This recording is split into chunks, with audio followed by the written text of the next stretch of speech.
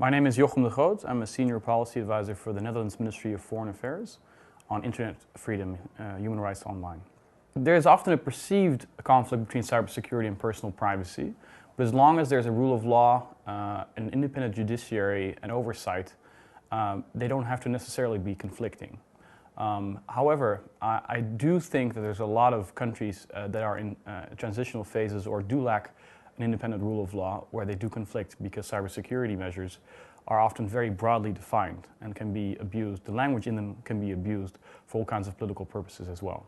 The basic principle I think we must continue to embrace is that rights online are the same as rights offline, meaning that oversight of people's rights is extremely important both on and offline. The problem being that we're only learning by doing at this point in terms of what that means to respect people's rights online.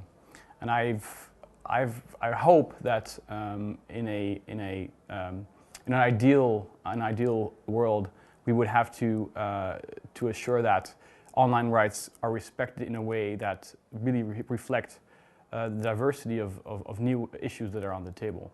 The amount of information that's available online is so enormous that it would be easy for governments to abuse that information for all kinds of purposes. We're at a stage right now where we're really experimenting with how much information a government or law enforcement can take to ensure the rule of law. I think there's enough pressure, there's enough advocacy of civil society organizations, politicians and others pressuring governments to ensure the privacy of users, but the way in which we describe what's necessary and what's not is extremely important. We see developments where some countries are very broad in defining what is necessary to protect integrity of states, to counter cyber terrorism, cybercrime, and other ways in which the internet is abused. If you are really clear about what is and what's not permissible in terms of law enforcement, then you can achieve a balance in citizens' rights and privacy, while at the same time using as much information as you can to go against cybercrime and other abuse of the internet. In terms of the responsibilities of states to counter cybercrime, I think there's a very important principle not to forget. Liberal democracies are responsible for two fundamental pillars. On the one hand, they have to guarantee the freedom, individual liberties of their citizens. On the other hand, they are also responsible for the security. And this is something that also translates in an online world.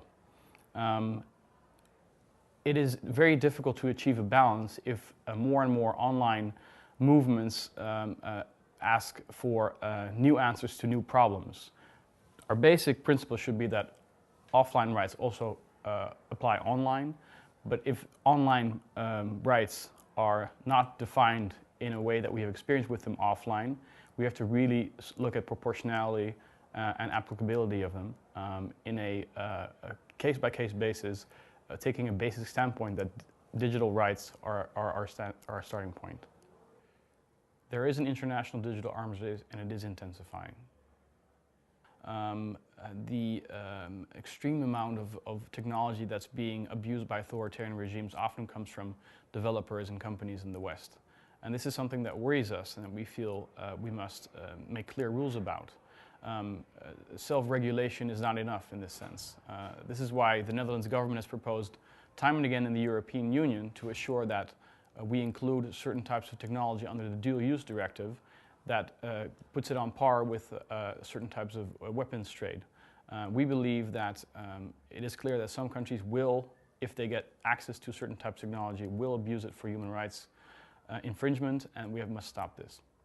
I don't think we should perceive digital arms to be any different than other arms, and that's also why we've proposed in the European Union to include certain types of tools and filter technology under the dual-use directive of the European Union, meaning that certain types of weapons are prohibited from export, and under the same directive we should also include digital arms.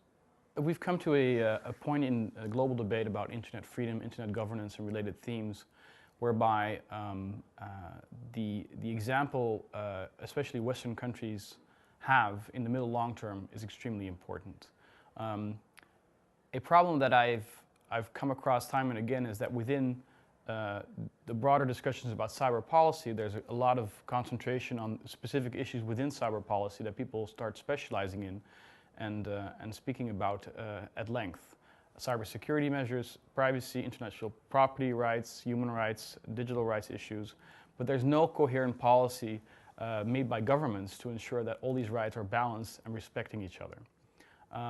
One of the most important challenges, I think, in the middle long term is that we do identify a way in which all these cyber interests are balanced in some sort, and also what kind of policy implications we need to make coherent policy as governments that's going to be mirrored in the middle long term by all kinds of countries where only a very small minority of people do have access to the internet and ICT tools, because they are going to be looking at how we've done and balanced this right now in the middle long term. So setting a good example and ensuring coherent cyber policy is key for the middle long term respect of internet freedom.